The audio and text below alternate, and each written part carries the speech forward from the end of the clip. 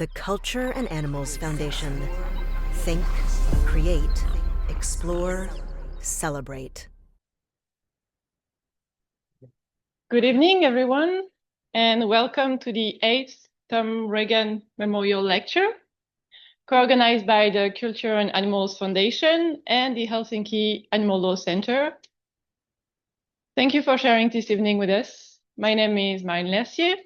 I am a board member of the Culture and Animals Foundation. I am also the International Center for Animal Rights and Ethics founder and executive director. And I will have the privilege of moderating tonight's lecture. Before we begin, I want to thank the Helsinki Central Library, Oodi, for hosting us in this beautiful space, the University of Helsinki and the Helsinki Animal Law Center for their collaboration, Amanda, Tuija, Julia, and Marcia for all the work behind this lecture. I also want to thank Martin Bro, CAF's executive director, with us tonight, my fellow CAF board members my fellow CAF board members, some of them are in attendance tonight, Carol Klein and Mia MacDonald, for carrying forward Tom and Nancy Regan's legacy, and of course our respondents and lecturer for accepting our invitation. Tonight we gather in memory of Tom Regan, animal rights philosopher, and with his wife Nancy Regan, co-founder of the Culture and Animals Foundation. With the Case for Animal Rights, published in 1983, Tom Regan changed the way many of us think and speak about animals. He offered one of the most powerful defenses of animal rights, asking us to look at animals as individuals with their own lives and stake in what happens to them. This is the first of Regan's idea of animals as subjects of life, recognizing that animals experience the world from their own point of view. Their lives can go better or worse for them. They have relationships, preferences, memories, fears, and forms of flourishing that are their own. And because of that, they have inherent value, not because they are useful to us, not because they resemble us, but because their lives matter in themselves. Once we take this seriously, it is no longer enough to ask how much suffering we are prepared to call unnecessary. And the question that follows is at the center also of tonight's lecture. Tom and Nancy Regan understood that this transformation could never belong to philosophy alone. Change also happens through culture, through scholarship, art, performance, education, and the work of making another world possible. They founded the Culture and Animals Foundation in 1985 to support the scholarship and arts in the service of animal rights. And they would surely be amazed to see that tonight's lecture is co-organized by one former CAF grantee, Marcia, and that we have another former grantee, Silvina, responding to the lecture. So tonight we remember Regan's legacy and foundational contribution by carrying forward its courage. The courage to question what law treats as normal, what culture treats as natural, and whom all life has too often left outside. Regan's work emerged from a particular philosophical tradition, but the challenge he posed cannot remain within one tradition or one geography alone. If animals are to be taken seriously, our theories, our legal systems, and our cultures must be brought into dialogue with one another. And we wanted this year's lecture to reflect just that. Professor Kurki's lecture is entitled From Unnecessary Suffering to Utopia, Animal Law Between Realism and Idealism. It invites us into one of the central tensions of animal law today. We need scholarship that is useful now, but we also need scholarship that does not become too obedient to existing legal categories, because they still belong to systems that are profoundly unjust to animals. At the same time, we need vision, but not vision so detached from practice that it inspires us without helping us change the institutions before us. Biza's lectures invites us to stay in that difficult, necessary space between realism and idealism, and to reflect on how black letter legal scholarship normative theory, and conceptual analysis can speak to one another. And this matters all the more because animal law is not developing in only one place or from only one tradition. A concept that opens the door in one jurisdiction may close in one another. A strategy that is powerful in one legal culture may be well resisted elsewhere. So part of the work before us is not only to imagine better law, but to understand how law thinks differently, locally, historically, and comparatively.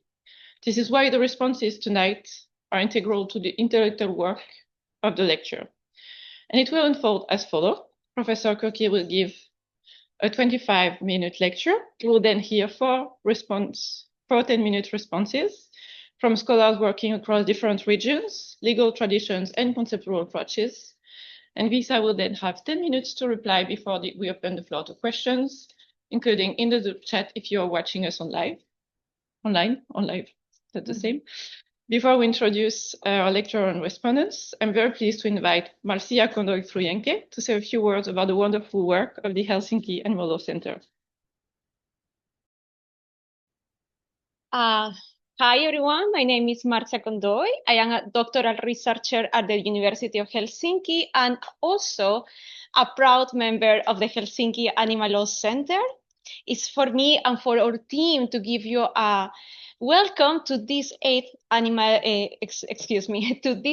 Tom Regan Lecture Memorial, but also to those in person, welcome to Helsinki. And well, I would like to share briefly the work that the Helsinki Animal Law Center is doing currently. So the Helsinki Animal Law Center is a research center affiliated with the Faculty of Law of the University of Helsinki. It started in 2019 as a research project funded by the Academy of Finland, currently Finland Research Council. And since the beginning, the purpose was always to research the foundations and general principles of animal law. Since then, it is composed by doctoral researchers, postdoctoral researchers, and a law professor. Many of them have graduated already successfully with dissertations in constitutional theory and animals, legal rhetorical theory and animals, and wildlife law. And currently, we have 6 doctoral researchers working in climate litigation and animals, legal theory and animals, animals in citizenship theory, animals in European law, and others. So I will invite you to visit our website to get acquainted with our activities. We have monthly seminars. We have every 2 years the Helsinki Animal Law Conference. And also we welcome visiting researchers to the University of Helsinki. So please get in contact, and if you have academic interests regarding animals in the law, please contact us. And I would like to finish without thank you, Culture and Animals Foundation and Martin Rowe for the amazing work that you do for animals. With that said, welcome, and I will come back to you, Marie. Kiitos.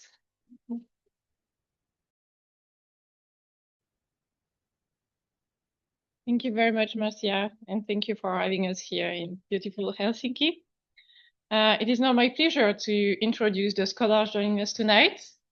Our lecturer, Professor Visa Kurki, I worked my pronunciation, is a Finnish legal scholar and philosopher, professor of jurisprudence at the University of Helsinki and director of the Helsinki Animal Law Center. His world-famous doctoral dissertation on legal personhood that you surely all have read, published by Oxford University Press in 2019, was described as an instant classic in the Modern Law Review. His current research on agency in law is supported by an ERC starting grant. He is vice president of both the Finnish Legal Philosophy Society and Finnish Society for Animal Rights Law. He served as the editor-in-chief of the Global Journal of Animal Law. And he also enjoys sauna in his free time. Our first respondent will be Dr. Silvina Pezzetta from Argentina. Silvina is a legal scholar specializing in animal law, legal philosophy, and AI governance, and a researcher at CONICET. She develops a theory of animal rights grounded in anti-speciesist ethics, with a focus on animal rights education, animal personhood, and the challenges animals pose to legal system. She has been a visiting researcher at Harvard Law School and the Max Planck Institute. Our second respondent is Professor Werner Scholtz, Professor of Global Environmental Law and Head of School at Southampton Law School, and Extraordinary Professor at the Global Environmental Law Center at the University of the Western Cape. His current research focuses on the consequences of the increasing importance of animal welfare for international wildlife law. Our third respondent is Professor Angela Fernandez, Professor of Law and History and Director of the Animal Law Program at the University of Toronto. Her book, a work of legal history about a famous North American property law case involving a hunted fox, was published by Cambridge University Press in 2018. Since 2019, she has been working on quasi-property, quasi-person understanding of non-human animals and environmental entities. Since 2021, she supervises the production of the Brooks Animal Law Digest Canada edition.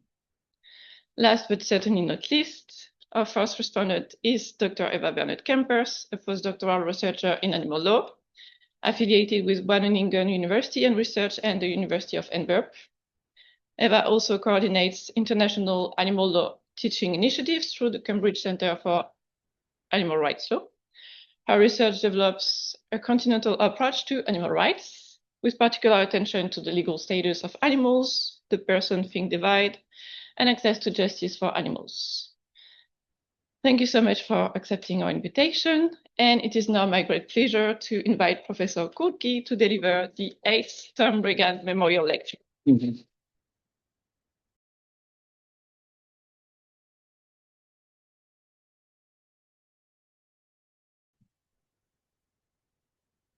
Thank you so much. There's also already been plenty of thanks, but I guess I'll extend thanks once more to everyone present here, and in particular the organizers, the people here at Helsinki, and my wonderful respondents, and of course the Culture and Animals Foundation. I should also mention that even though I view this as a great honor, I also consider it a little awkward to be the Tom Regan. Maybe it's my Finnish attitude. So I should mention in particular that it was not my idea. Okay. Okay. So I mean, we're hosting the Animal Law Conference, but this was not sort of conditional on me being a speaker here. But thanks so much for being here. So the reason I got interested in this topic was there's been sort of many encounters with various people. One was with the president of one Finnish animal rights NGO. He asked me what I got 1.5 million from the European Union for, and then I told him that it's for animal agency and other types of agency, a legal theory, and I got this sort of a blank stare from him. You know, he was thinking maybe that, you know, there would be some real concrete things you could be doing with this money instead of doing legal theory about animals and AI systems and other things as agents. So that was one encounter. I've had many good encounters with many people here at the Animal Law Center, for instance, regarding things like, for instance, with Veera Koponen, we've had discussions about how the constitutional status of animals could be improved in Finland. Marina Baptista Rosa has been developing her own approach to how we could take international human rights law as an example for providing a theory of sort of how we could transition from non-ideal to an ideal world. One encounter, this was just a couple of remarks from Dinesh Wadiwel. I guess many of you know he's a former CAF lecturer as well. He just made this observation that whereas in disability law community, there's sort of there's a clear interaction between theory and practice. This is not as obvious in the animal law community. The theorists are doing something else than what the practitioners are doing. So these kinds of things that got me interested in this topic. Let's see if this is working now. There we go. Yep. So since we're in Helsinki, I'll start with Martti Koskenniemi, a world-famous professor of international law, who in his doctoral dissertation introduced this idea of apology and utopia. And apology here does not refer to apologizing, but rather defending. So it's the second meaning of apology, so apologia. And according to Koskenniemi, when international law is concerned, there are two types of argumentation. One is what he calls apology, which is the type of argumentation where you simply focus on what states currently are doing, what states have consented to, and so on. I suppose in the current way things are proceeding in the international sphere, I guess this might be the more prevalent approach. But as Koskenniemi notes, this type of an approach lacks critical force. So it doesn't really provide us with tools for criticizing international law, because international law is whatever the states have consented to and whatever the states are currently engaging in. And then he describes utopia, which is another approach to international law where you focus on these high-minded principles and construct this ideal world, which is a wonderful thing in itself, but it doesn't really help us with practice, because it's so detached from the practice of what the states and other actors in the international sphere are engaging in. And I'm here mainly sort of following him in spirit. I'm not saying that my ideas will be exactly based on what Koskenniemi writes, but I think it's a useful framing for thinking about this thing. Because I think also when we consider animal law, as I'll show so shortly, we can find the same dialectic. But before that, I think it's useful to consider what animal law is anyway. And here we have Tero Kivinen, who's here in the room, who has provided a very useful typology of different kinds of things we normally group under the label animal law. So on the top, we see that animal law can refer to the actual law, the body of law, but it can also refer to scholarship, to advocacy, and to practice, so actual legal practice. And I will here mainly be discussing animal law understood as animal law scholarship, but also discussing its connections to practice and advocacy. So if we now consider animal law scholarship in particular, we can make this sort of a very rough distinction between sort of black letter animal law and utopian animal law. And I'm not saying sort of everything is straightforwardly reducible to this one-dimensional idea, but I think it's a useful tool to think about animal law. And if we first start with the sort of black letter approach to animal law, this is very focused on the existing animal law. You look at the concrete legal doctrines, the concrete problems we're currently facing, what the practitioners are currently facing. And it has the very obvious benefit that it is really useful for practice and advocacy as they are currently practiced. But it does also have downsides and risks that scholars have mentioned already decades ago. One risk is that I'll here label the welfarist trap. It could be called something else as well. Roughly, the risk here is that if you work toward incremental changes in this welfarist framing, where you focus on things like, I don't know, can we get rid of piglet castration? You may end up in what Thomas Wilhelmsson, and a professor emeritus here in Helsinki, calls macro-legitimation. So Wilhelmsson writes, micro-criticism may lead to macro-legitimation.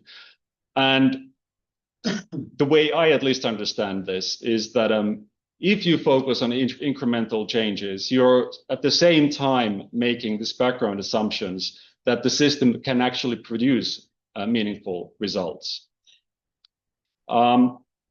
Another risk that I'll here label breezy pole. So, you know, the kind of pole where you climb up, but you can very easily slip down, is how easily these incremental changes can be lost in various ways. One very politically salient issue is the piglet castration ban, because the Finnish parliament had already banned it once with a 10-year transition period, but just last week they decided to cancel the ban. So welfare improvements can very easily be lost for political reasons. Another thing is that they can very easily be watered down in legal practice. So I think the classical example here is the concept of unnecessary suffering. We have very beautiful statutes that proclaim good treatment for animals, that prohibit unnecessary suffering, but then in practice, very many types of suffering, most types of suffering are actually viewed as necessary in legal practice, the way these statutes are actually applied.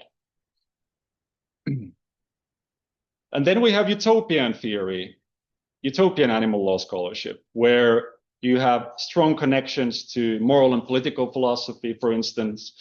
And the main benefit here is, of course, that this kind of scholarship can be agenda setting, right?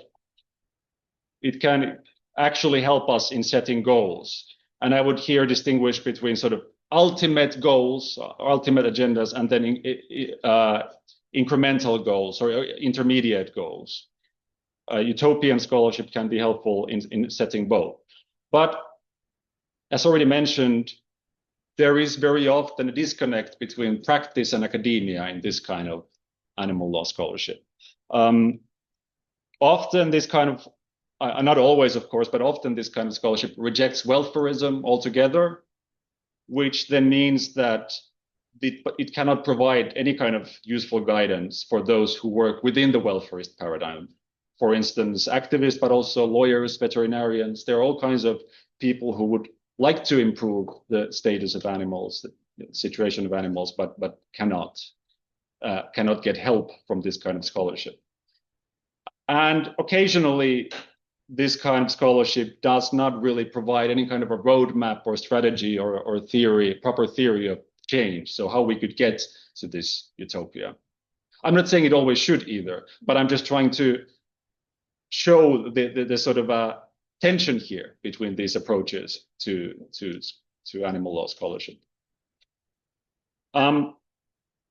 So I'm now going to try to build some kind of a bridge between these two types of scholarship. And I've here been thinking a lot about why exactly certain works in animal law theory have had a sort of a real effect, at least in so far as they have mobilized people into engaging in trying to change the world. And I think in many of these cases, you need three pillars. So first, you do need the doctrinal scholarship as well. You do need the kind of scholarship where you look into the details of how law works, how standing works, all kinds of things. But as I said, there are also risks with this kind of a scholarship. Then you need what I will here call conceptual scholarship. Sometimes I also call this descriptive theory. And I would say this is the kind of scholarship I personally engage with quite a bit. So this is the kind of scholarship where you theoretically look at what is currently going on in the law, how the law currently works. So there are questions of legal categories, legal structures. Often it involves concepts like what are rights, what is personhood, but it could also involve something totally different. I think what this kind of scholarship can bring to the table is that it really helps us understand where we are and what the current legal constraints truly are. Because I think sometimes, at least my experience has been that the doctrinal scholarship can take sort of old categories for granted, for instance, that we maybe should not take for granted any longer. And then there is normative scholarship, which is roughly what I've already mentioned. It often is of the ideal type, but it can also produce, for instance, useful intermediate goals. So not only the end goals, but also useful intermediate goals for where to go ultimately and where to go in the sort of more immediate future if everything goes according to plan. all of these, of course, interact with each other in various ways. Like if you want to articulate an end goal about the status of animals, about the legal status of animals, you will probably need conceptual and doctrinal scholarship to articulate that end goal. And I think, at least in some cases, when all of these are combined, you get what I call a diagnosis. And I'm not saying the diagnosis always answers this particular question: why is animal law so toothless? But I think often it does. Like what's wrong? Why are things going not progressive? Why does it? Why are the beautiful words in some of the statutes not translated into reality, for instance? And I'll go through two sort of classical examples where I think all three types of scholarship are sort of combined into a diagnosis. But before that, I'll just mention that with the help of a diagnosis, you can, and often you then also would need insights from political science, all kinds of sciences, maybe actors, like more practical actors, animal activists. There can be all kinds of input. This might produce a theory of change, so how things could change. And ultimately, the theory of change can lead to a strategy. And let's now look at two examples. So this is a bit, I'll just remove myself for a while so we can look at Gary Francione here. So think of Francione, whatever you like, but I think his work, Animals, Property and the Law, is definitely a classic. It has definitely influenced generations of animal activists and animal lawyers. And I think one reason, or maybe the central reason for this, is that it is a combination of these three types of scholarship. So first of all, there is a strong doctrinal component. There is an analysis of US animal protection law. It's very sort of hands-on. Why does doctrinal law fail to protect animals? Then there is definitely a lot of conceptual work. There is an analysis of the doctrine of ownership, of personhood, of rights, and so on. And finally, there is a clear normative end goal, which is, of course, the end of animal exploitation. But there's also a diagnosis.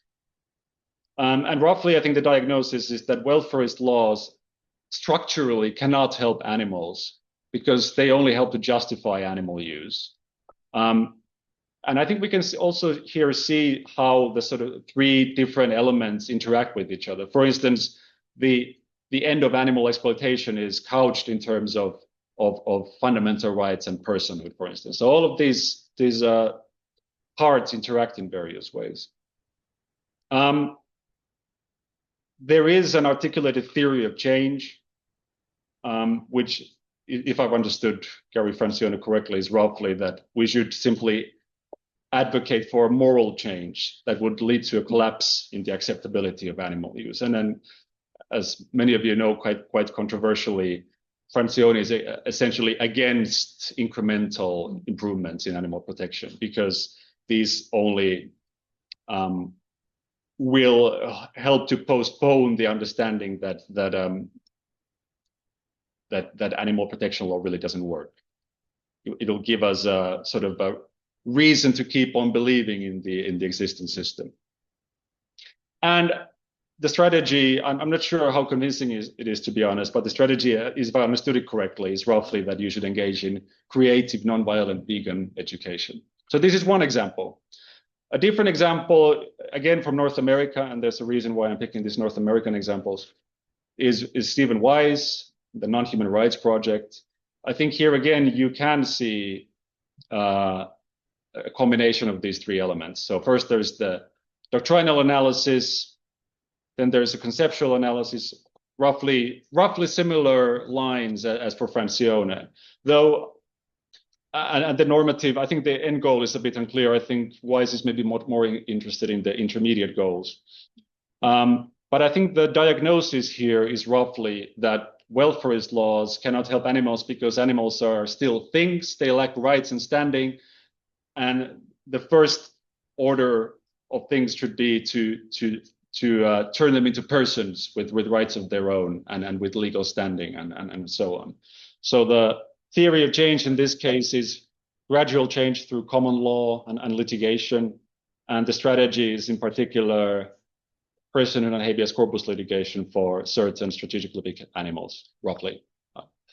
Of course, this is like both of these cases I'm trying to distill something essential about a lifetime of works. I realize some things are also left out.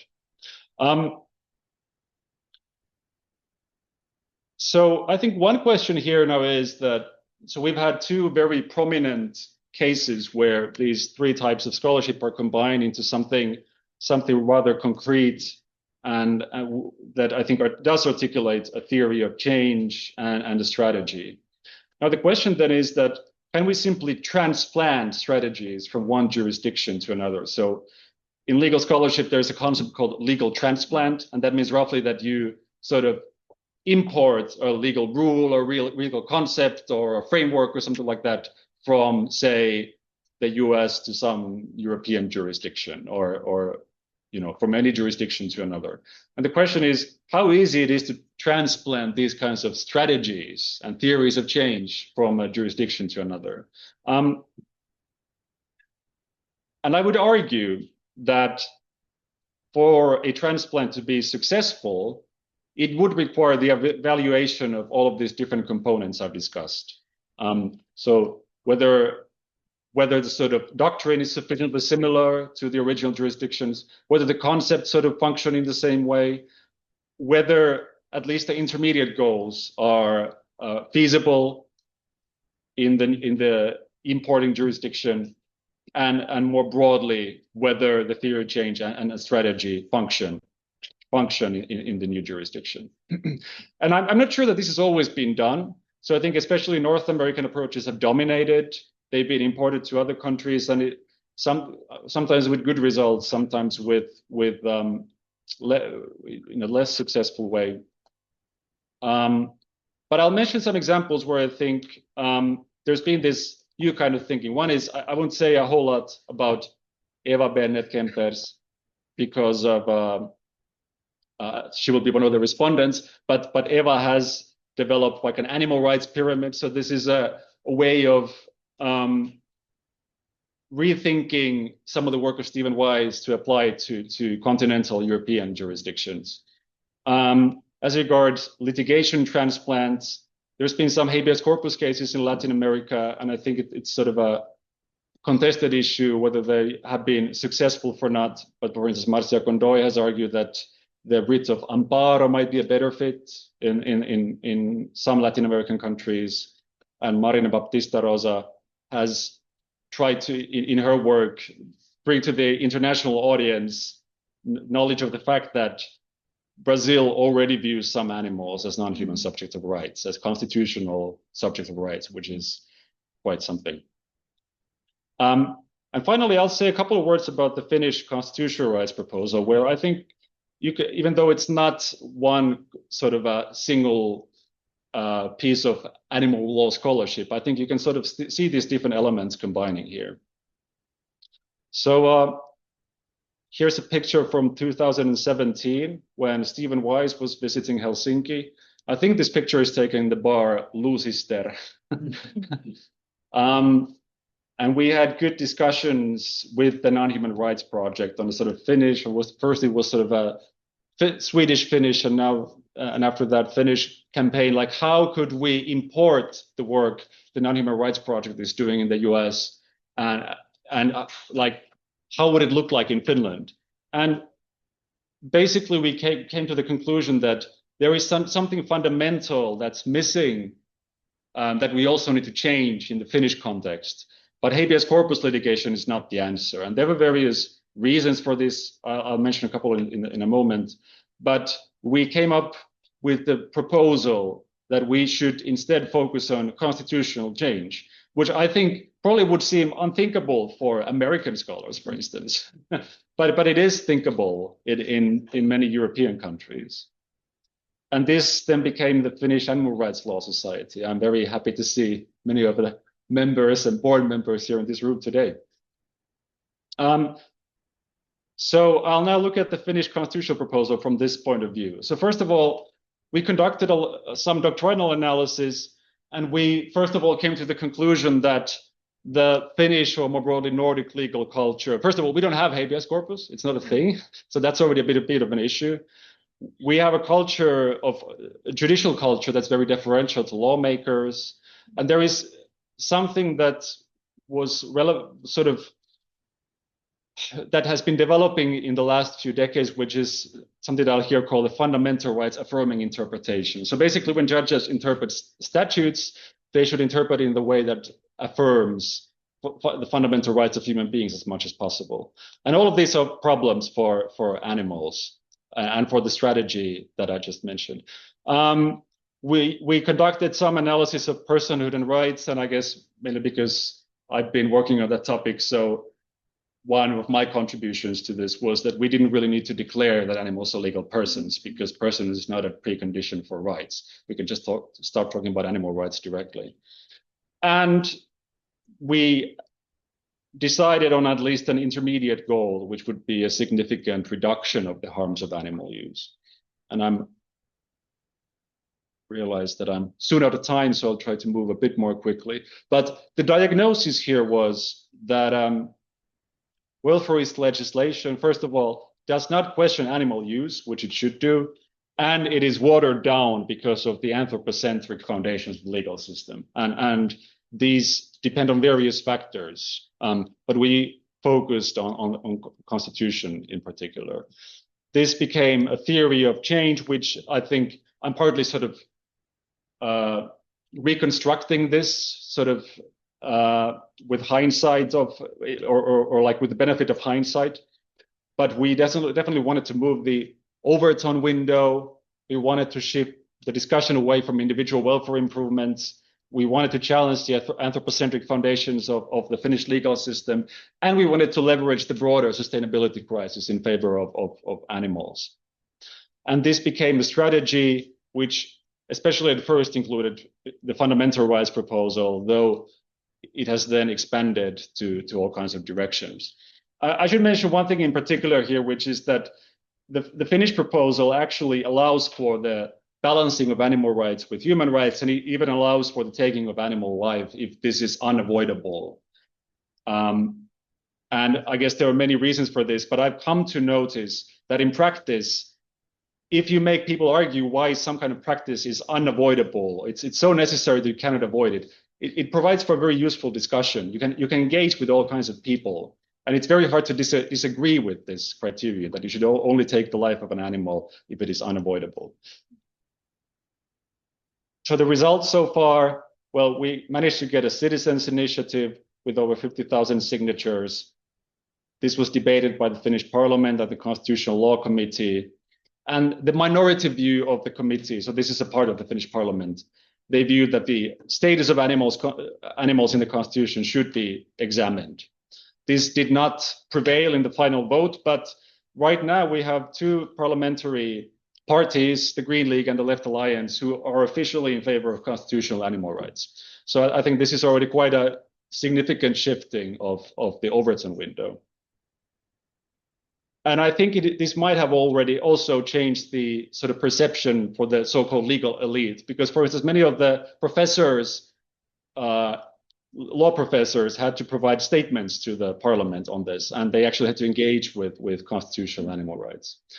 But I should also, of course, mention that the proposal was voted down, unfortunately. And I think you can also argue for this sort of an abolitionist worry that if this now leads to a sort of a milder constitutional change, something like animal protection in the constitution, could this be sort of tamed in the same way as animal law in general tends to be tamed by the judges, sort of watered down? So I'm not saying that this could not be questioned. So in conclusion, here's Tom Regan writing quite famously that all great movements, it is written, go through three stages: ridicule, discussion, adoption. It is the realization of this third stage, adoption, that requires our passion and our discipline, our hearts and our heads. The fate of animals is in our hands.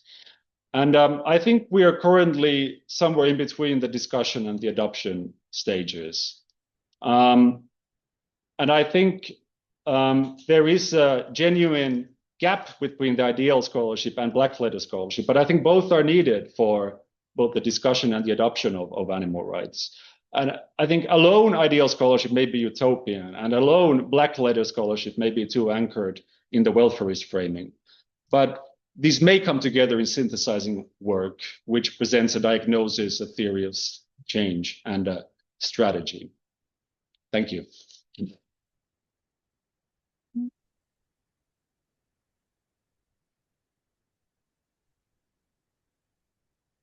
So thank you very much for having me here. It's an honor to present for you, and also I'm very grateful to the Tom Regan Foundation, from which I'm a former grantee, and with Visa for this invitation. So also how difficult to talk after you. I don't know why I am the first one to answer to you, but I will do my best. So I prepare some thoughts that revolve around my own experience as an animal rights scholar in Argentina, and with experience also in Latin America, and fortunately in other parts of the world. So we animal rights lawyers know the importance of the law. Of course, what else would we say about our own field? And as a demonstration, this presentation analyzed the advantages and limitations of animal law in achieving the goal of ending their exploitation. And generally speaking, I agree with the problems pointed out regarding the limitation of the two usual forms of animal law, ideal normative theory and black letter scholarship. And this distinction seems important to me, and I'm even pleased to hear this diagnosis, because I also work in this field and have a very similar one. I'm going to present about these ideas tomorrow, and we have some overlap. But I would like to return to my initial assertion. We animal rights lawyers know how important the law is, but do the activists and the foundations that fund campaigns know it too? And what about our colleagues? I believe these are among the most important questions we face today, along with those mentioned regarding the limitations of black letter law and ideal normative theory. In general, the animal rights movement has no interest in legal changes as part of its strategies and theories of change, to connect with what you have said between the gap between law and practice and advocacy. Yes, there are examples of advocacy campaigns to achieve change in animal welfare legislation, for example, in the European Union right now. But the movement, what Professor Kurki mentioned also at the beginning as part of animal law, barely knows or shows any interest in addressing the animal problem from a robust legal perspective. Even the terminology animal rights is almost non-existent. And at this point, I want to pause, because I believe that lawyers in our different roles face a very challenging dual task: explaining to our colleagues and legal officers what we mean when we talk about animal rights, as you said, and also explain to them the black letter scholarship contributions, because sometimes they don't even know about that. But also explaining and convincing the animal rights movement that the law is fundamental to any social change, and that the animal case is not an exception. Paradoxically, one of the most influential thinkers that you also mentioned, Gary Francione, is completely skeptical about what the law can do for animals. And the influence of undertakings like the Non-Human Rights Project seems somewhat weakened, having failed to achieve its goals, at least for the moment, in the global north, because I will return to this when I address the issue of legal transplants. So in this dual task, it might be useful to blur the lines between ideal theory, conceptual theory or ideal normative theory, conceptual analysis, and black letter scholarship. Clearly, the distinction is important because it helps us explain a difference that seems obvious. However, on closer examination, the distinction is not so clear. Black letter scholarship and ideal theory do share something: ideals. Ideal theory involves normative ideals and looks towards the future, what we should achieve. But black letter animal law also contains normative ideals. Only these do not belong to the future. Rather, they are part of the status quo. Black letter animal scholarship starts from the problematic idea that existing law is a given fact that can be identified without any moral evaluation, and then assumes its main normative ideal, that existing law, simply by virtue of being law, morally obligates us. Indeed, one of the tasks of ideal animal law theory, in addition to its specific conceptual analysis, is to make these presuppositions and shared features of black letter law visible, but not to make them visible to explain some kind of error. Rather, because what is called ideal normative theory here, and that I would call it legal theory, not separating it from conceptual legal theory, by addressing these presuppositions of black letter law, allows us to think of animal rights not as an external demand to the law, but as an integral part of the main objectives of law. In fact, I believe that Wise idea is a good example of doing this kind of analysis. And I believe that, moreover, some normative moral or political theories, such as Tom Regan's one, are not only important but crucial for the task of for the development of a legal animal rights theory. What I mean is that in this mission of explaining and convincing our legal colleagues that the idea of legal rights for animals makes sense within legal systems, we need a theory of law that goes beyond the conceptual analysis and recognizes the moral character of the law. In other words, we need to strengthen the links between black letter theory and ideal theory, as Professor Kurki suggested, or even better yet, begin to produce a theory of law that explains that animals already have rights, at least some animals have some rights, but not as a consequence, or not only as a consequence of isolated norms of case law, but as of the best justification of the law we can achieve. But this isn't all. We also have to convince the movement that the law matters, and that it is not an instrument that will change with social change we hope for occurs, because there is no social change without a concomitant or contributing legal change.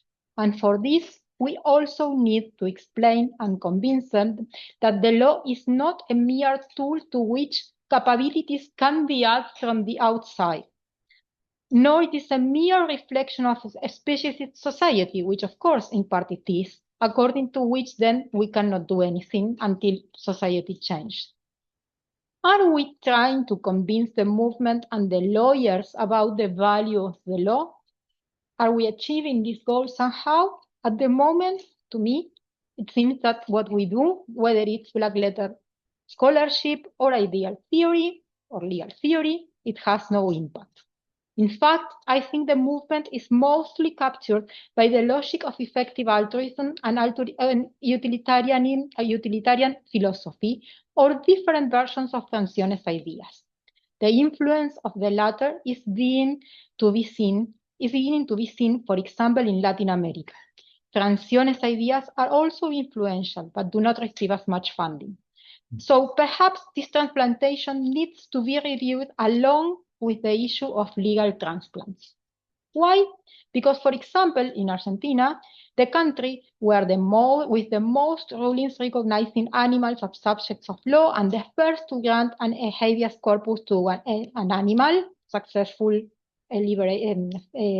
providing the animal with freedom, the Cecilia case, we are now witnessing the rise of international NGOs carrying out corporate campaigns that undermine any legal agenda, like the one mentioned about habeas corpus for animals or others. I think it is also important, when we consider transplants, to understand that they occur within the framework of asymmetrical relationships. What happens in Argentina, as you mentioned, Marina, referring to Brazil, or in Latin America with its progressive rulings, has little impact in Europe or the US. That's an explanation why the Non-Human Rights Project, it's like kind of fading somehow, but it was successful in unexpected places like Argentina or Brazil. I think the language barrier is significant, as you can tell by listening to me, of course.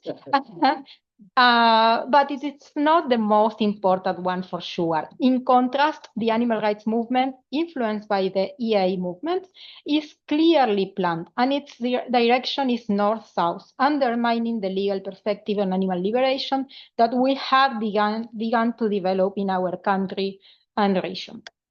So this lack of interest in the law is evident today in Argentina, where the two main legal debates center on increasing penalties for animal abuse or declaring animals sentient beings in the civil code without changing their legal treatment. Both debates are conducted without regard for the local case law and legal doctrine, and consider these changes legal reforms that do not defy or depart from our legal materials. Both undermine the case law victories and the legal status of animals as victims under the current Animal Cruelty Criminal Act. So, even when I agree with Professor Kurki's proposal, I think we also need to address the general lack of interest in what the law can do for animals, and to include this asymmetry of powers. And to do that, I think, or I endorse, that the need for a theory of law that explained it as a branch of morality or as a branch or as a moral practice, much in the tradition of Ronald Dworkin, if you want like a reference. So thank you very much. Lisa, thank you very much for that. I'm the next person. Yes. So just in case you maybe some confusion arose, I'm Werner Scholtz. So Lisa, thank you very much for a very enthralling presentation, which I found fascinating, especially due to the fact that you've essentially sketched the issue of being the descriptive defense on the one hand and using conceptual theory of change towards moving to ideals and utopia, which I find quite interesting. What I want to do is essentially sketch two concrete examples. And the reason why I'm doing that is because of the fact that you've referred to the seminal work of Marcia Koskenemi, and using the sort of concrete examples in order to escape from the trap between this descriptive excuse of self-interest and moving towards maybe something that is more moral fantasy. Doing that, I would like to also reference two jurisdictions, and I'm doing this from a very different perspective, which is international wildlife law, which is my subject field. In that sense, maybe I'm the outcast in accent here today, and I'll try to do this within 10 minutes. So two issues here. The one is the reference to, in Regan's book, in terms of the hands-off approach in relation to wildlife. That's the one aspect. And the other is the global dimension concerning the regulation, protection of animals, wild animals, and then global animal law, which has been provided for by Professor Peters, who's here today. So the first aspect is when we refer to animal rights theory, there has been initially this reference to this hands-off approach in wild animals. And the reason for that is obviously the social distance and the difference also in terms of the geospatial dimension of animals in relation to human beings. That's one component. What we've seen is obviously also a significant development in terms of scholarship concerning this hands-off approach. But that scholarship is primarily driven by scholars in environmental ethics, in politics and political science, and IR and so forth. So Orta, Palmer, all those scholars. There still has not been sufficient engagement, constructive conceptual engagement in terms of legal scholarship concerning the matter. So this tension between welfare ethics and rights ethics that we see, but also the tension between individual, holism in terms of biodiversity protection, environmentalism and theories of environmentalism, and animal rights theory. Those are the sort of tensions that we notice in terms of this matter. There's also a form of dualism here that we see in terms of wild animals. In the Western society, the removal of humans, man from nature, that strong divide in the Anthropocene. So there's that social distance that we see. And a very good example of this, and so what I want to do is not provide answers per se, but rather provocations, and provocations in a positive sense, in order to stimulate debate and a response from you, Visa, concerning these matters.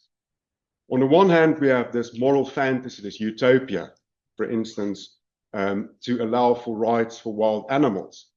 And to be quite honest, we've seen it in various jurisdictions where these pronouncements have already been made in relation to wild animals in, for instance, jurisdictions in India. And we have the rights of nature case, and Isolita case, which has been quite interesting as well. So that's on the one hand. But then we also have issues concerning the right to life for wildlife, and the tension then with culling. And we find a reference to an obligation to the lethal utilization of measures in terms of the CBD, Convention on Biological Diversity. Article 8H refers to this obligation in relation to the obligation to eradicate alien and invasive species. So we see another layer here, not only culling in terms of maintaining a healthy holism in terms of habitats. So where you, for instance, have, well, use two examples, we have deers, and deers are overpopulated because of the fact that we as human beings have essentially through our actions and our anthropocentric and anthropogenic actions removed natural predators. That has an effect on the habitat and also other animals. And then what we see, for instance, is the manifestation of culling practices, and the question how that actually relates to issues of the right to life for animals. And I think in your proposal that you've referred to as well, in terms of wildlife, the fundamental rights possession, the question of arbitrary culling, how do you balance that essentially? And it's that human intervention, that removal from nature, that sort of discrepancy and distance from the natural cycles of life and death and mortality in Western life that we see that play out in the theater of these matters. And a good example is the deer management policy in the United Kingdom, which was recently published. Now that deer management policy is quite interesting because it's a perfect example of what I've just sketched. On the one hand, you have a recognition of the importance of deer, for instance, in terms of biodiversity and so forth. But the fact is the removal of the natural predator in the UK resulted in a situation where you have a so-called, let's use the word, abundance of deer, which runs havoc in terms of overgrazing, and then you have that sort of effect in terms of other animals and of obviously the habitat. And the deer management policy in the UK deals with this matter very specifically in terms of culling, so hunting. It also includes even obligations in terms of dealing with these issues for people with deer on their lands. There's another layer to that. So in the UK, you have 2 of the 6 deer are so-called indigenous deer. But before, and that's an interesting thing that we can also discuss, it obviously is reminiscent of the immigration debates that we currently see frequently in politics. But it's quite interesting because there's a specific focus on those so-called invasive species and very specific focus measures in relation to that. And so creating sort of different tiers of animals to be culled in order to control the numbers. So that's the one thing. But there's another interesting aspect to the deer management policy, which is the venison trade. So the idea is, and this is quite interesting, there's a section on the link between culling, so the hunting of deer, and the venison trade, so standards even in relation to abattoirs and so forth in that management policy. And the idea is also to use the hunting of deer in order to essentially fund the culling, the management policy of deer in the UK.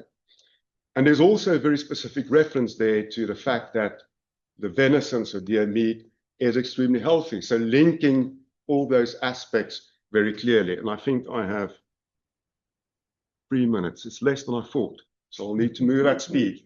So that's the one question that I have. It's a very sort of vexatious issue, which is difficult to explain. We want to move to utopia, but we are faced with this conundrum of being stuck in the mud of the descriptors and the defense in terms of the apology. The second thing that I'll briefly refer to is the issue of the globalization, the global dimension to the protection of animals, which is also quite difficult. There is another example, also in the UK, with global implications. It's the Hunting Trophies Import Prohibition Bill, which has not been adopted by Parliament. It was a private bill. It essentially deals with the fact that there should be a ban on trophies being imported to the UK. The trophies are hunted in other countries, usually developing countries, with a sort of very rich biodiversity, natural resources. Hunters hunt those animals and bring them back to the UK. And so this is an interesting sort of example of that global dimension of animals, where you have animals in one country and they're being hunted and then brought back. And the critics actually argue, obviously, that this is a very frivolous exercise. It's unethical, treating wild animals as objects to be hung on walls somewhere in bars and so forth. So that whole concept, how do you deal with the global dimension where jurisdiction is problematic here, and also the issue of sovereignty is at play? And so the question is, how do you deal with the issue of permanent sovereignty, which could frequently be used as an apology in this regard in order to counter sort of the creation of legitimate interest in the conservation of biological resources and expanding that legitimate interest in terms of the common heritage of mankind to also include welfare concerns? Is that pure utopia?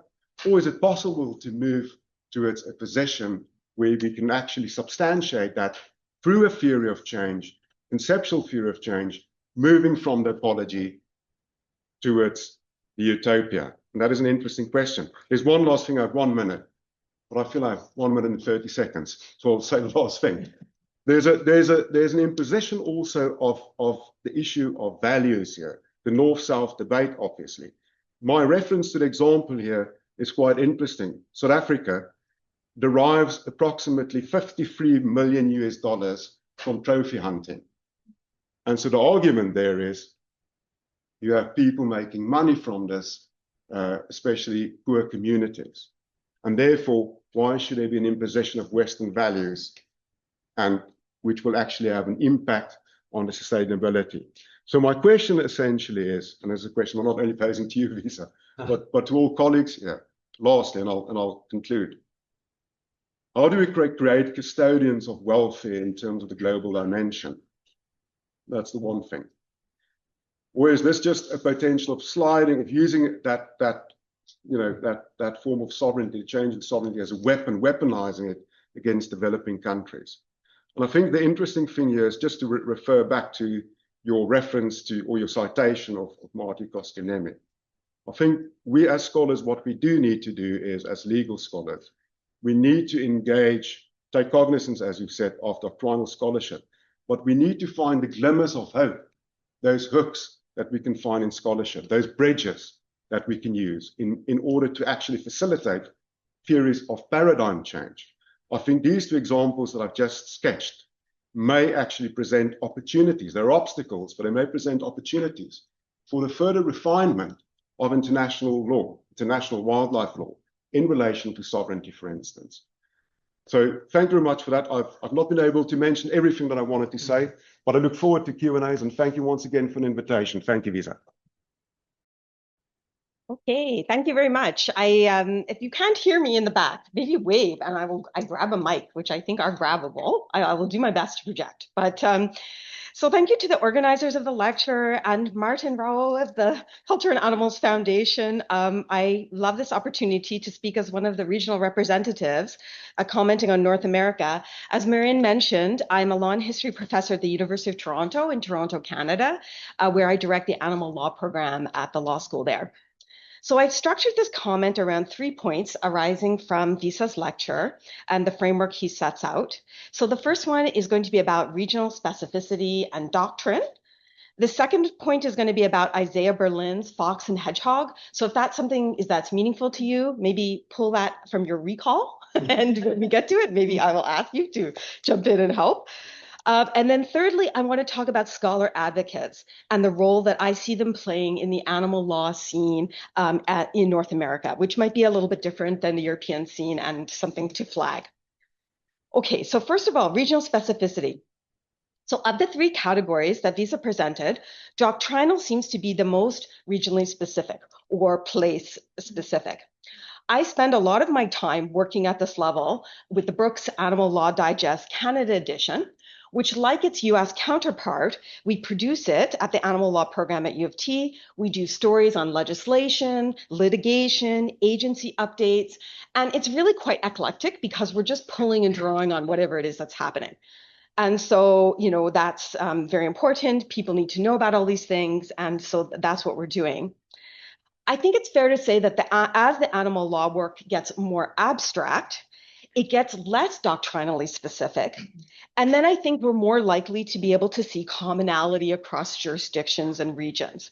So people are reading similar or more or less the same authors, philosophies, and so on. And so there's a common language there. If we're looking at this from a normative perspective, I sort of read this as being like, okay, this would be the ethics and animals people like Regan. It would also be the law and politics people, ecofeminism, critical animal studies, sort of grouping them all together in that sort of approach. I would say the conceptual approach that Visa is focused on is probably a little bit less common in North America. But there are people who are interested in questions of personhood, and Jeff Sebo, I know, is in the room. I said hi to him at the beginning. I can't see you right now, Jeff, but there you are. Okay, great. Jeff focuses, and you will be able to hear from him in the keynote during the conference. And I think, though, one thing that's maybe worth flagging is maybe Jeff is the exception, but often I think people are interested in the question of personhood in sort of an indirect way. It's because they're actually interested in standing and they're interested in getting animals into courtrooms and for the cases. So it's not really like that pure philosophical interest in personhood. It's much more kind of pragmatic or strategic. And so that's something probably that's good to flag. And we could talk about that a bit more. Okay, secondly, Isaiah Berlin's Fox and Hedgehog. So does anybody want to say that? Have you come across that? Do you remember that? Or don't be shy? Yeah, maybe somebody. What's the fox and what's the hedgehog? I don't know. Marine, do you want to? Yeah, I don't want to take your lecture. No, go on. I have my 10 minutes. I can share it if I want. There was a case. Like it was, you mean the hunted fox? No, not that so much, Martin. I think you look like you want to say. The fox knows many things, but the hedgehog knows one big thing. Exactly. Okay, so I don't know if everybody heard. So the fox knows many things. So she is maybe trying to get away from the hunt. Lots of tricks, lots of stratagems. Could do this one day, could do this the other day. Okay, but the hedgehog, he knows one thing. And so when he's under threat and he's under attack, he rolls up in the ball. Okay, and that's the sort of the parable. If Berlin was right, then people usually tend to be one or the other, or maybe approaches can be one or the other. I tend to think that people can be both. Some days one, some days another. Maybe part of the day you're one and part of the day you're another. I know, speaking for myself, my historical projects are very foxy, like Marin was pointing out. So it's all kinds of different things that you're bringing together in your account. But also a hedgehog topic that I write and speak about is, I think, a conceptual one that would line up with the type of work that Visa is doing here at the Helsinki Center, which is this idea of quasi-property, quasi-person, and the sense that, okay, what are we talking about when we're talking about animals? They're more than mere property, but maybe not quite personhood in the sense that most people are ready to accept, at least at this stage. So I offer it as a temporary heuristic. Okay, so that's sort of my thoughts about the fox and the hedgehog. In terms of the third point, scholarly advocacy. So I see a lot of this in the North American animal law community. And I'm not really sure where to put it. Tero, I know you had it in one of your circles. Visa didn't have it explicitly built in, but this is something that I think is very important, and I see a lot of it going on. It's not really doctrinal because it's not really descriptive, trying to cover sort of everything. In fact, it's very normative. It's very like directed at a certain goal, but not in a singular conceptual way. It's sort of practical and opportunistic rather than maybe purely philosophical.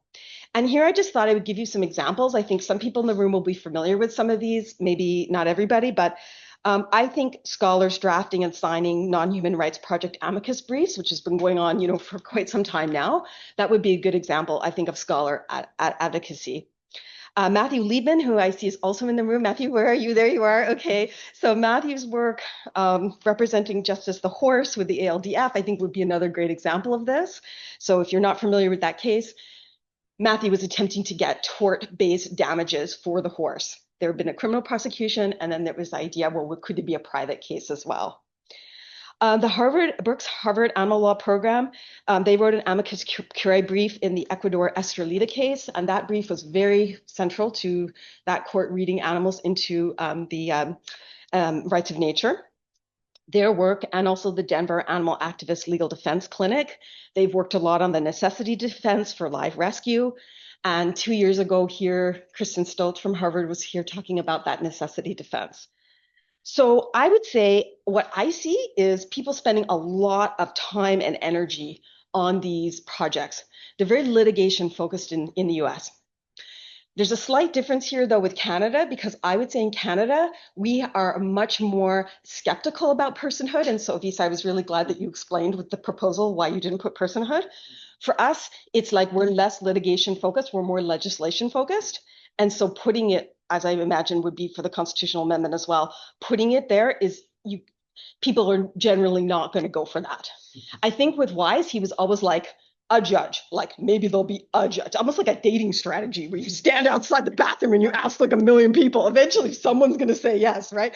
But so you can do that if that's going to be your strategy. But if you're going to do I actually have to convince like a whole body of people, it's going to be a tougher sell, I think, to actually just like straight out use personhood. So I think Canada, we're a little bit more ambivalent about that. And ours is more legislation focused. And on Wednesday, I will talk about that a little bit more, specifically this period between 2019 and 2025, to tell you a bit about those Canada projects. Okay, so I would say with the scholar advocacy, one of the goals has really been to try to get animals into the mainstream media. Yeah, thanks, Amanda. And so here, this is just, more people with animals on their radar screen. And so here I've written some op-ed pieces with my colleague Justin Marceau. We put a piece in Slate magazine about Happy the elephant. Happy, rest in peace, of course, now. And so we did that to try to kind of bring that to wider attention. We also wrote about the escaped monkeys in South Carolina, the alphagenesis monkeys that escaped, and that one got a lot of traction. I think people are just more interested in hearing about the monkeys, and it was very interesting and whatever. But we managed to get a lot of hits on that, actually, and we bumped Trump that right a week after the election. So that we were pretty happy about that.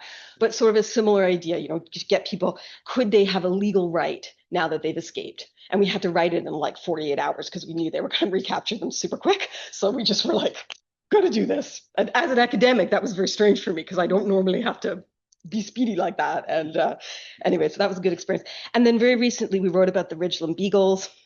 Here, the Non-Human Rights Project and Justin's clinic, it's Denver, are bringing a case for the dogs. And we sort of were trying to talk about how dogs are different animals. And maybe it's just more sympathetic to a judge than chimps or elephants because they wouldn't be as familiar with those animals. That Ridgeland comment actually grew out of the digest because we started putting editorial notes after our stories. And so sometimes what happens is an editorial note will just kind of get out of hand in a way. I just kind of gets away from me like a wild fox gets away from me. And then we end up making a longer piece and putting it forward like that.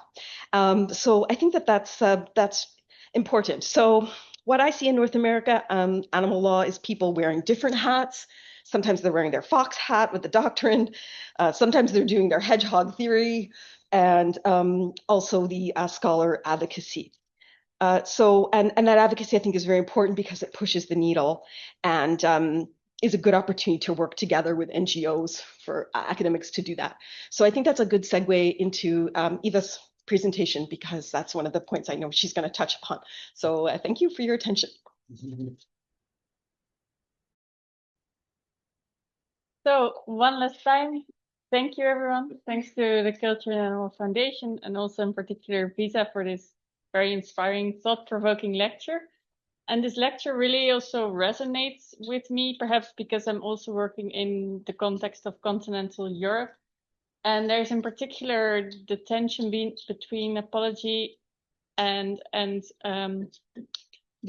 Utopia, between apology and Utopia, that I relate to in a bit of a personal way, which is that I think many of us continental European scholars, we experience sometimes tension where we on the one hand want to do work that is relevant, useful, and on the other hand there is a pressure also from the university, from the law culture, the legal culture in continental Europe, to produce scholarship that is serious, that is absolutely not activist, that is not labeled as activist.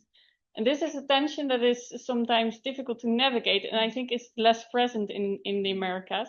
To some extent it may be, but in my context it can already be a bit problematic to start from an assumption that the current legal regime falls short when it comes to protecting animals. So in my response, I want to build a bit upon this and also question how can continental animal law scholars navigate this tension. And I will take here the insights of Visa's lecture to develop a kind of a integrative method, which I call integrated actionable scholarship. That is scholarship that is useful without risking of being labeled as activist. And I think that that kind of scholarship should have three characteristics. It should have a normative horizon that informs the research design and research choices, what kind of concepts to focus on, for instance. Then it needs to be contextualized. So it needs to be clear about the kind of legal tradition it focuses on. Is it a civil tradition? Is it a common law tradition? Is it a regional context, for instance? And then third, I think it should also have attention to the institutional realities of that context. So the legal actors that may be capable to produce change. Are they courts? Are they legislators?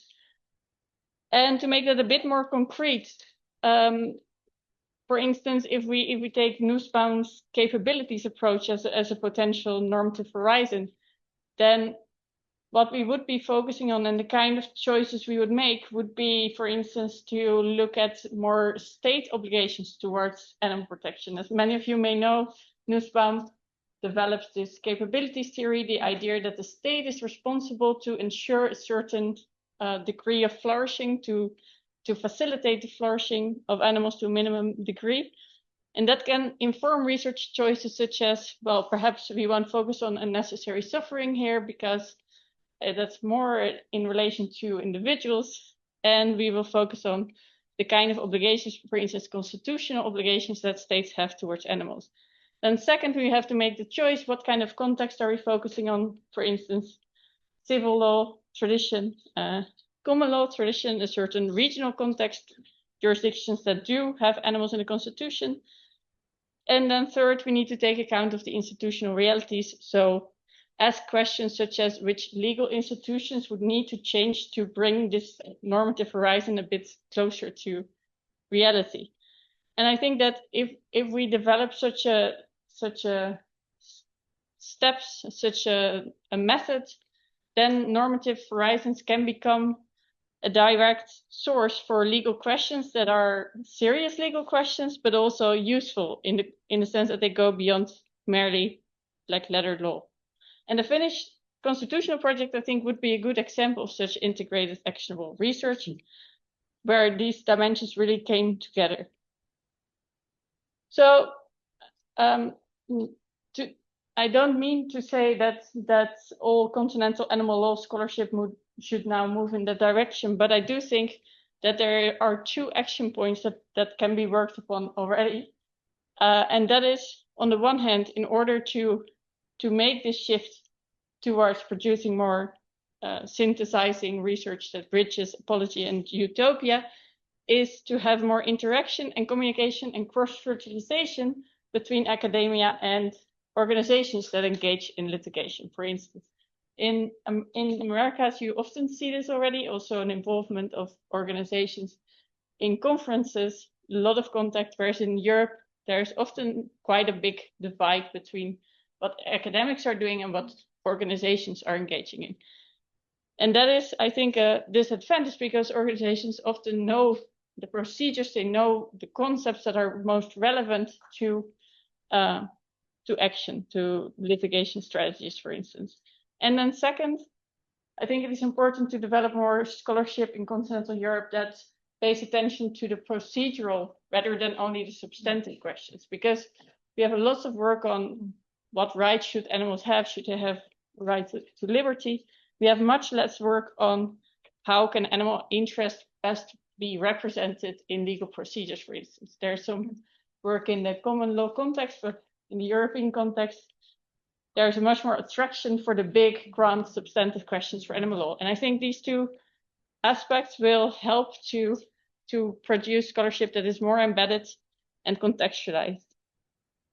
So to summarize my response very, very quickly, I think that these three pillars of animal law scholarship that were identified in the lecture could perhaps be supplemented by a fourth dimension, a kind of integrative method that I've now called integrated actionable scholarship, which takes account of which institutions need to change for normative horizons to become closer to reality, which actors within the legal system can bring about that change, and then what concepts and doctrines you need to focus on to arrive there. And by answering these questions, continental scholarship can develop into this space I think should be moving towards, which is somewhere in between apology and utopia. Thank you.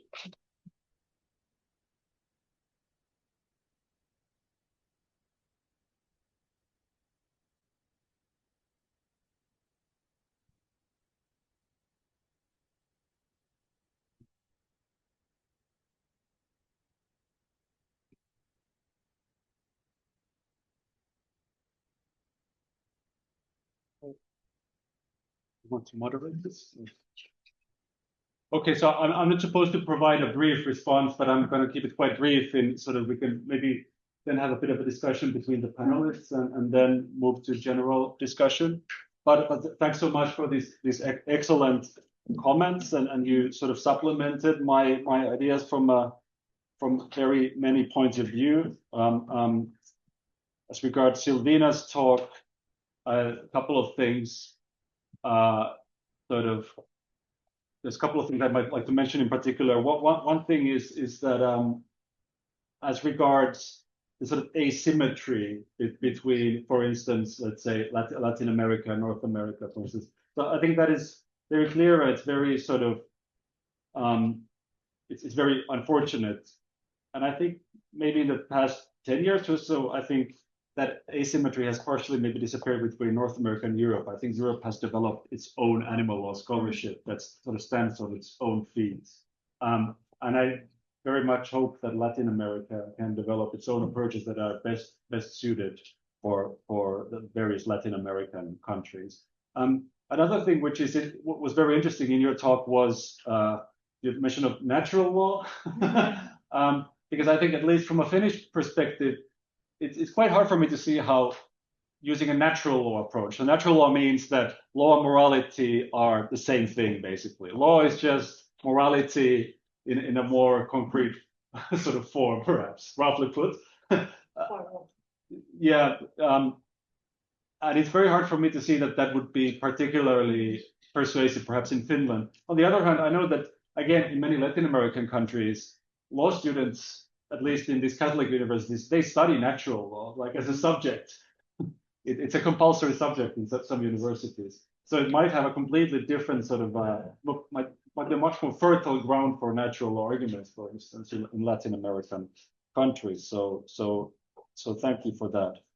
And I also appreciated your point about the sort of value of the law, that the law is not merely sort of a brute instrument that, we want sort of harsher sentences, for instance, but rather it has some kind of a broader moral force. It's not just an instrument in the Habermasian sense, but also an institution. It's a part of our societal fabric. And I think that's something that would all do well to remember. As regards Werner, thanks so much again for those excellent comments. I think I'm going to actually sort of piggyback on your point about sort of the cross-jurisdictional question and say something different, which is that I think the question of jurisdiction is something that, and especially the problem of how animal exploitation can transcend boundaries, is something that animal law scholarship could tackle to a much higher extent. Because like last week I was on the Finnish radio discussing this piglet thing, so the castration issue, and right away, like one of the arguments of the farmers' lobby was that, well, if we prohibit X, then we will be importing, animal products from other countries where the welfare standards will be worse, and this is a rather difficult issue to tackle, for instance, in the EU because of EU rules regarding the internal market. Thankfully, we have one person in Helsinki doing a PhD on EU law, so maybe we'll have those things figured out in a couple of years or at the end of this year.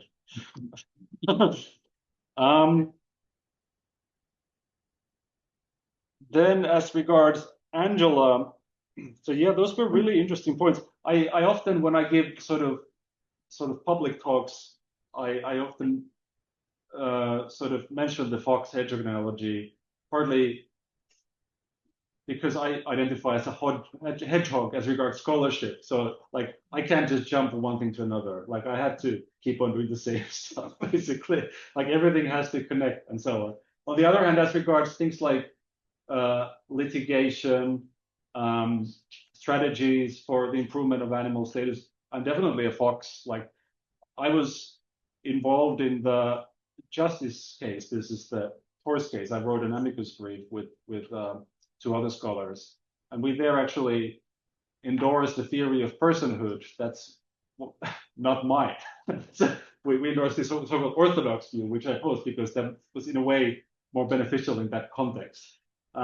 So I think I'm very much in favor of the sort of more foxy approach in practice. But yeah, that was really interesting. And I think also what you said about, and this also relates to Eva's talks about like scholarly advocates. I think that's a really tricky question, I think, especially here in Europe. I know many sort of young animal law scholars, especially if they sort of don't have a, if they're the only animal law person working in their faculties, for instance. I think they struggle with this a lot, like that they get very easily sort of delegitimized in a way as scholars because they also engage in advocacy. And this is probably something that would merit more attention. And then finally, Eva's points, very, very good as always. So was it integrated actionable scholarship? Yeah, that's really cool. And I agreed with both of your points as regards the overall synthesizing approach, but also the approach to procedural rights, because I think, at least in Finland, really the question of standing and procedure is the most difficult thing because we've been trying to do animal litigation here, but the standing question is so difficult that it's really hard to get over it. And I think you've been doing excellent work with the AJA thing, the animals access to justice. Animals access to justice. Right, animals access to justice, which is this European network for looking into these issues. But great, I won't take any more of your time. I don't know if we want to have a bit of reflections here, and then we can maybe open the floor and maybe, yeah. Well, only to be clear, I'm not endorsing a natural rights theory at all. Okay. What I'm thinking is that Thank you. I feel aligned with the. Yes. Sorry, I hope you could hear my comment. So. Yeah, of course, I'm not endorsed in a natural theory of rights or of any kind, but on the contrary, what I'm doing is trying to build from the tradition of inclusive positivism, like in the way Dworkin was doing his work, or for instance, in my case, we had a very good well-known scholar called Carlos Mino, who was working in this kind of approach to the law without endorsing any kind of version of natural law, and of course not endorsing any kind of Catholic natural law version, because also I think that's an obstacle for us, and I think that the Catholic influence in Latin America is much against animal rights. So that's okay, thank you.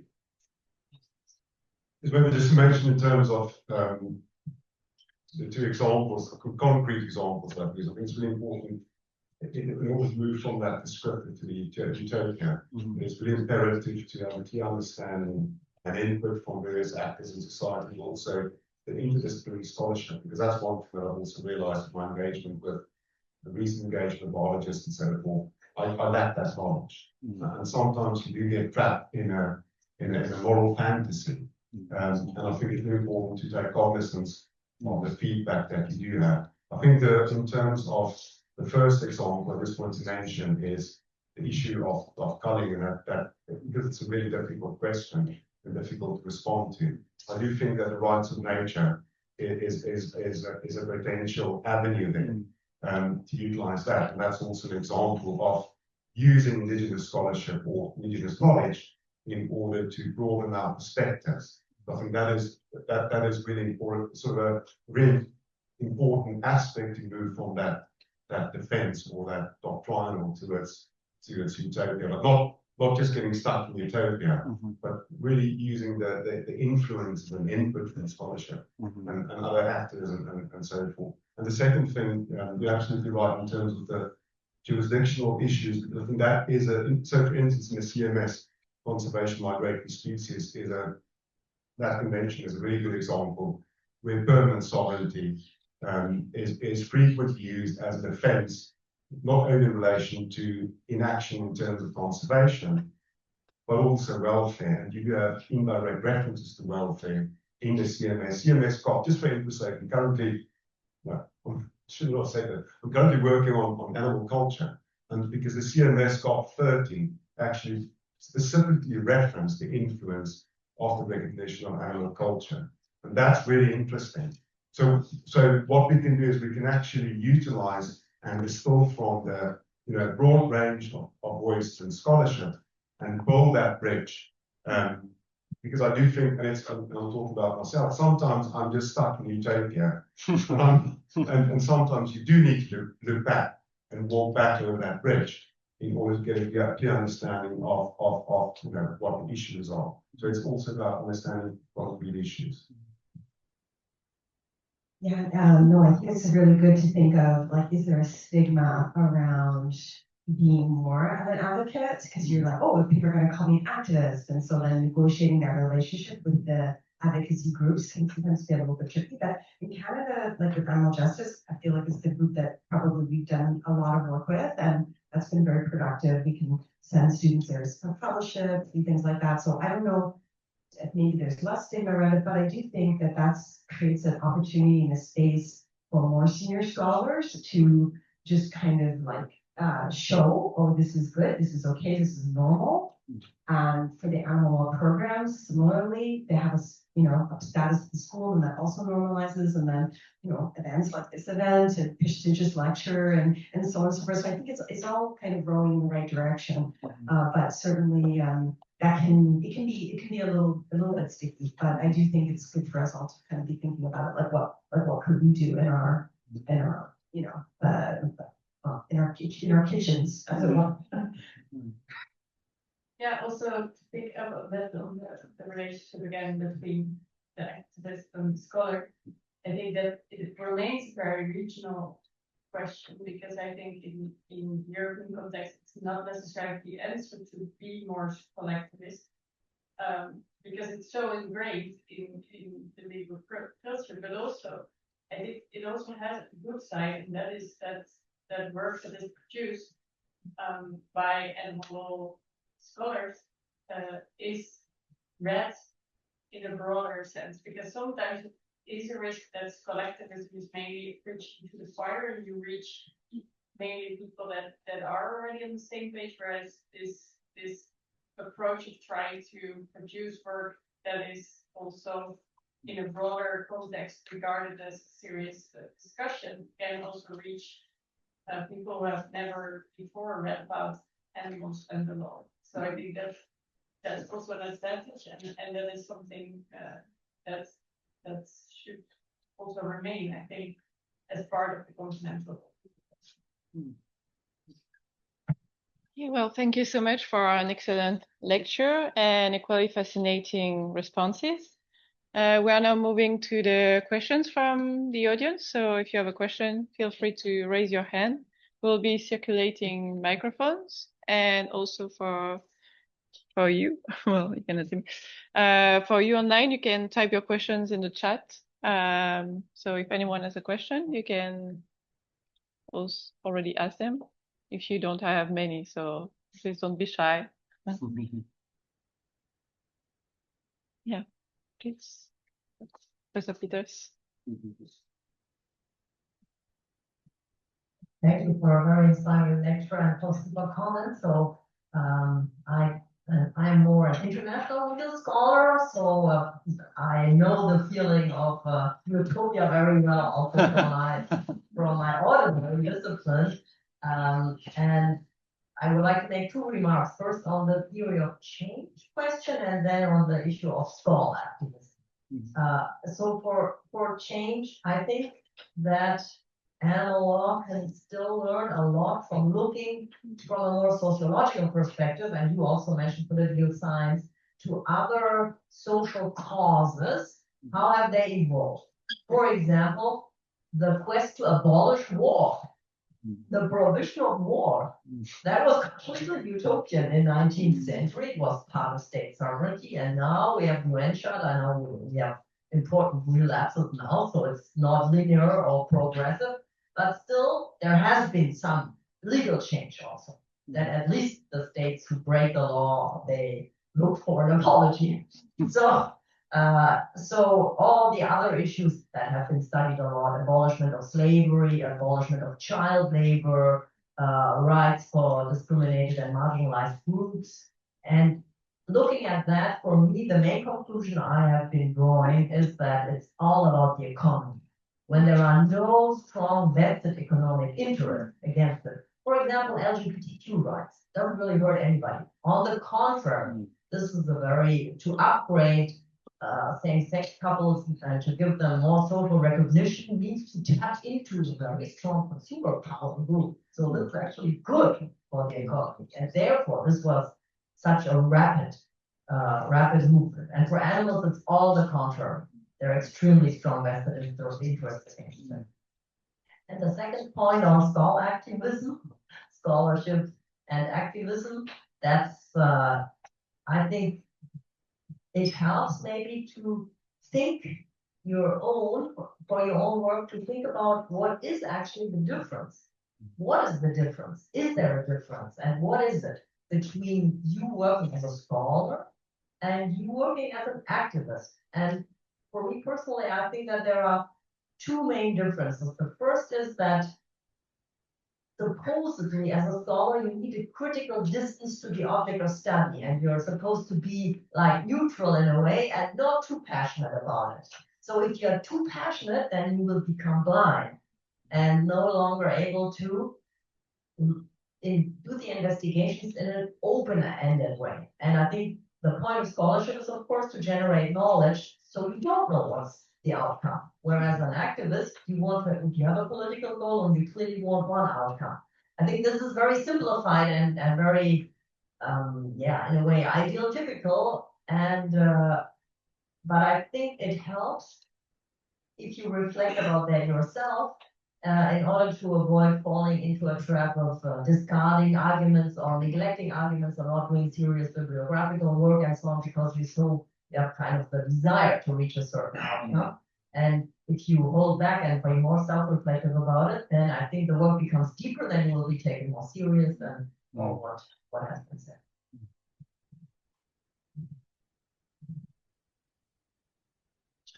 Can anyone respond?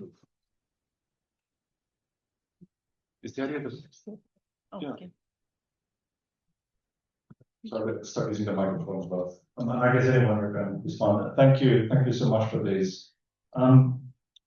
I'd like to especially comment on the point about the economy, because I actually very much agree, and I think every once in a while I say that, like, in terms of explaining social change, I'm sort of a Marxist. So basically, I think it's often the underlying economic factors that determine moral change as well. I'm not saying this is always the case, of course, but like, what have we managed to prohibit, for instance, in terms of animal law? It's often things where there's not a lot of economic value attached to them, like, for instance, companion animals, for instance. There's no obvious economic benefits to mistreating them. And I think this is something that, so what's maybe unclear to me is how exactly animal lawyers, animal law scholars could leverage this, because I'm not sure, like, it's just like a sorry fact about the world. I'm honestly not sure what we could do with this information. So if anyone here in the room has ideas, I'd be very interested to hear them. Thanks. Oh, I'm just going to respond to the scholar. It's interesting because originally I had scholar activist, and then I changed it to scholar advocate. Precisely because I was reflecting and I was thinking, I mean, obviously it depends on where you are, but I feel like, in North America, this activism is a dirty word, really. It's like a bit of a terrorist, basically. And so, you just want to probably avoid that. But certainly I do think, all this reflections, always a good idea. I do think, though, that as soon as you say you're an animal person, I think people know already. You know what I mean? Like, that's how I feel anyway. I don't have dispassionate I behave. I just are going to know. And there's some extent to which it's like, I'm okay with that. I'm okay with that. Because for some people, that's just going to be a no right from the very beginning, and that's fine. But for other people, they'll be more open-minded, and those are the people they want to talk to, I think. But I take your point.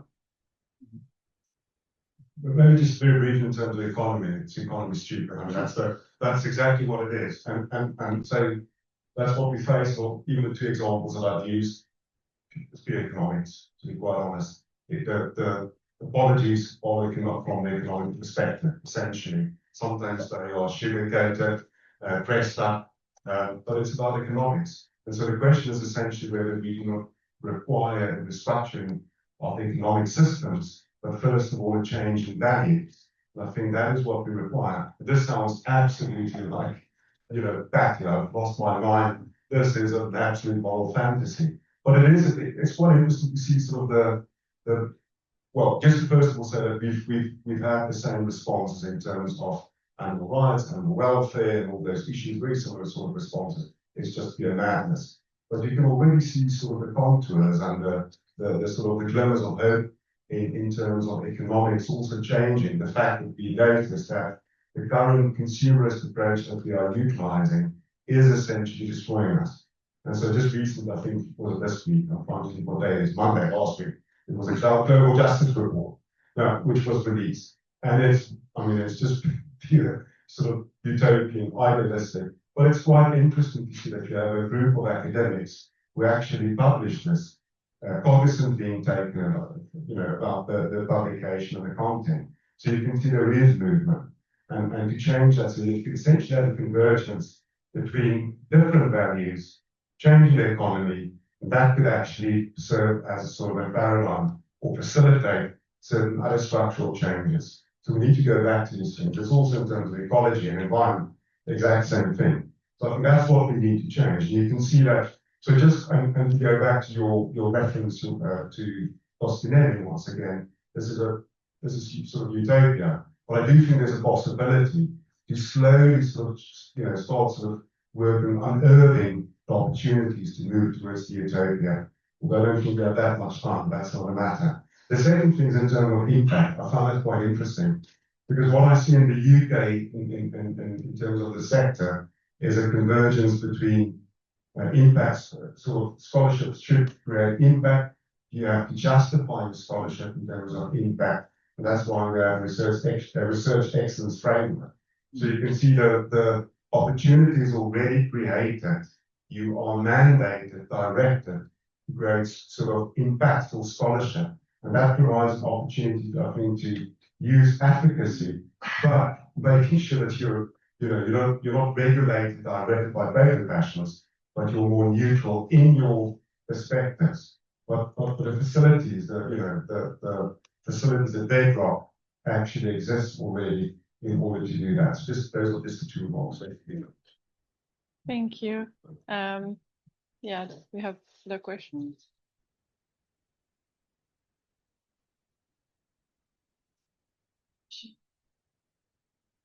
Yeah, we have Taylor and Matthew. Take a couple, maybe. Yeah, could we take Taylor's questions and then Matthew, and then we can respond both of them. Thank you, everyone, for all these wonderful presentations and the discussion. I was just thinking on this discussion about the economic system, and of course, I mean, it makes a lot of sense, but I was also thinking, for instance, about the outlawing of the production of foie gras in certain cases, or like the outlawing or banning of fur farms, which are things that have like an economic revenue, but they're still been outlawed for, peripheral animal sentience reasoning. So then I wonder where these kind of, I guess you could call them like new welfareism measures, where they would be on your scale kind of like the ethology and utopia, because I can imagine that they're kind of belonging to what you discussed in the beginning of like these incremental changes, and they don't amount to much, they can be watered down. But at the same time, they have like very real impacts for instance, all these animals that were raised for fur that now are not anymore. So then I wonder, is there some like then crucial difference in like the reference to rights for it to be like more utopian than apologetic, or is there something else going on like in the back of the framework? I was just wondering if you could elaborate on this.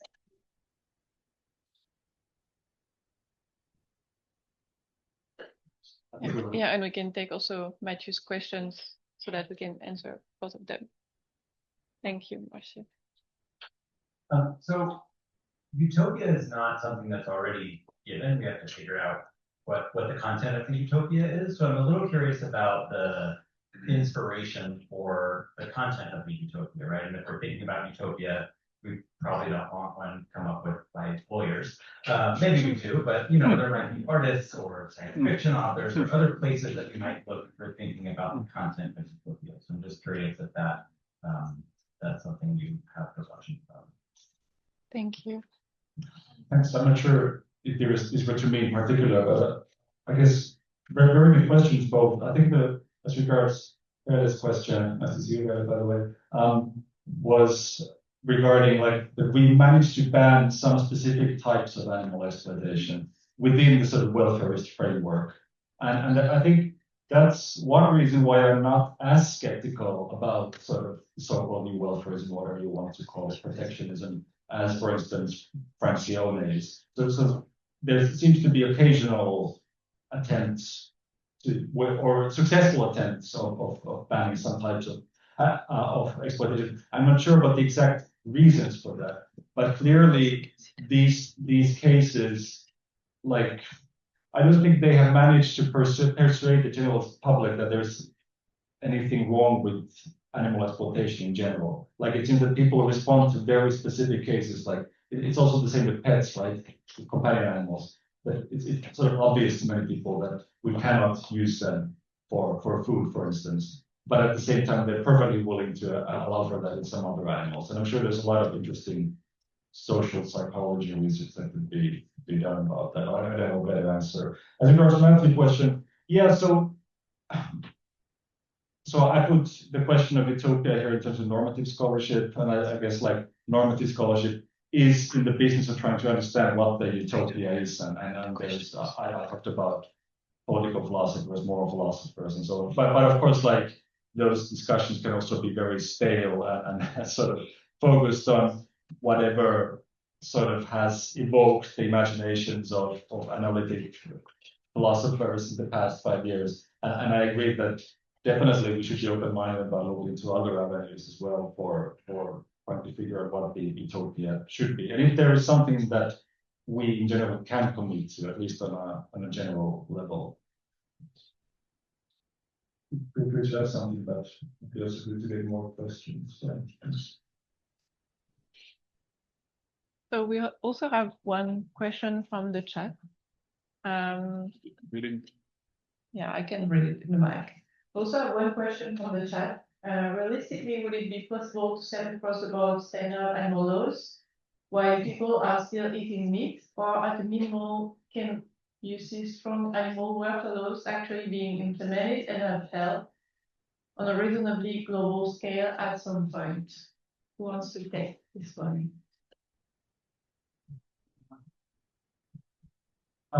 These are really good questions. I think this also partly relates to Anna Petra's question before, which is the question of the economy. And I said that I'm not sure what animal lawyers should be doing about the economy. But I think one thing we should be promoting very much is artificial meat. And I think that also partly answers that question. I'm not saying it's the only solution, and there might be other solutions as well. But I'm still hopeful about artificial meat as sort of disrupting the overall economic system that firmly supports animal exploitation. With regard to the second question about global standards for animal welfare laws, yeah, I don't know. It seems like the global system is currently sort of breaking down, and I'm not sure we can achieve global consensus on almost anything, at least in terms of like actual global treaties or something like that. But maybe at least we could have, like, let's say, European standards with some kind of entry barriers for animal products that don't meet the standard, right? I guess we can maybe imagine at least those kinds of things happen. I don't know if anyone else would like to. I was just going to say, I feel like domestically would be very good to focus on how to keep industry lobbying on policy making. We had an example in Canada in 2019 when we redid the food guide and made, the protein category wider. The picture has like tofu and some beans, and there's like, it's not totally meatless, but and that was really a product of just telling industry they weren't allowed to lobby. Like they had to go on the website and enter in their comments just like everybody else. And so I think that the more domestically you can do things like that, it's more or less feasible depending on what your political situation is. Yeah. But if that's possible, I think that's something that would be very important.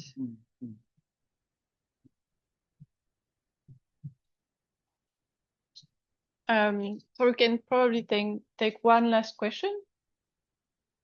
Do you have one? Yeah, please. Oh, yeah, Marcia. Yeah. The yellow jacket. Yeah, sorry. Thank you. Hi, first of all, thanks for the lecture. My question is, the animal law scholarship frequently agrees that the animal law as a discipline is ruthless, and it tries to bank upon the concept of rights of nature, which are emanating from environmental law. And at least in my experience, coming from India, I see that there's a lot of regression when it comes to environmental law itself. It is itself becoming ruthless to a great extent, and it can be maneuvered by the governments as and when they will. So, will it remain a toothless project if we go by that direction? Maybe in a scholarly way or even in an activist manner? This is what I wanted to ask. Maybe anyone can answer that. Thank you.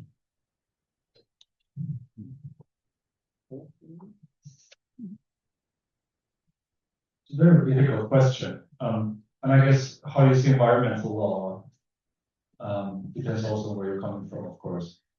I think even, for instance, I think Europe right now is sort of maybe worried about over-regulating and those kinds of things, and maybe pulling back some environmental standards. But I do still see environmental law, at least in Europe, as being quite robust, like that it has actual legal effects on things. Robust, I think the animal NGOs in Finland, like our NGO, not the NGOs of environmental NGOs, at least in that they have like real legal tools that they can use. They have standing, they have standards that they can reference in their pleadings and so on. But I don't know if anyone else has a different perspective. Not necessarily a different perspective. I just think that a great deal of lessons can actually learn from environmental law. Obviously, you have cyclical sort of movements in terms of compliance, enforcement, commitment, and so forth. But I do think environmental law in general, from a global perspective, it's sort of robust. Whether it's suffice or sufficient in order to respond to the sort of gravity and of current challenges, that's a different question. Just in terms of rights of nature, to give you that's a really good example actually. If you consider the rights of nature, when we discussed the rights of nature in 2026, if I'm not mistaken, so let's say 2017, 2016, it was a very sort of abstract academic discussion, 2015, 2014. So it was quite utopian. We're in a very different position now. Just to give you an example, rights of nature in the UK, we've had various instances in the UK where it has been utilised in relation to rivers. The River Utscase is a good example. University where I'm from in Southampton, the council recently debated a resolution concerning the rights of nature as well. So you can see the way in which it has transformed the debate. It permeates, sort of the status quo and the paradigms that we see. So I think I do think environmental law provides a good opportunity for strengthening animal law activism and animal law rights. I don't think it's without power; it's fully eroded. But obviously, as you've mentioned, you have different jurisdictions where once in the economy plays a role. For instance, one last example, and I'll stop talking. Is I just think if you link it to the issue of cultivated meat, that's also quite interesting. Because if you can move towards a position of cultivated meat, and then you can sort of decimate or destroy the sort of the whole industrial component of meat production, which is extremely, it's just absolutely disastrous for the ecology. So you can see those links, and I think we need to strengthen those links.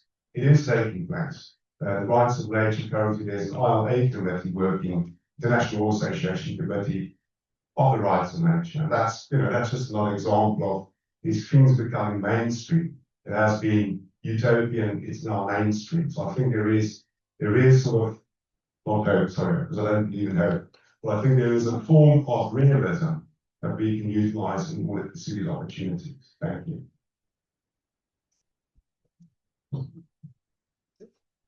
Well, thank you so much for attending today. I hope that we will see many of you at the Helsinki Animal Law Conference this week, and that you will stay engaged with the Culture and Animals Foundation work. And let's give our panelists another round of applause. The Culture and Animals Foundation. Think, create, explore, celebrate.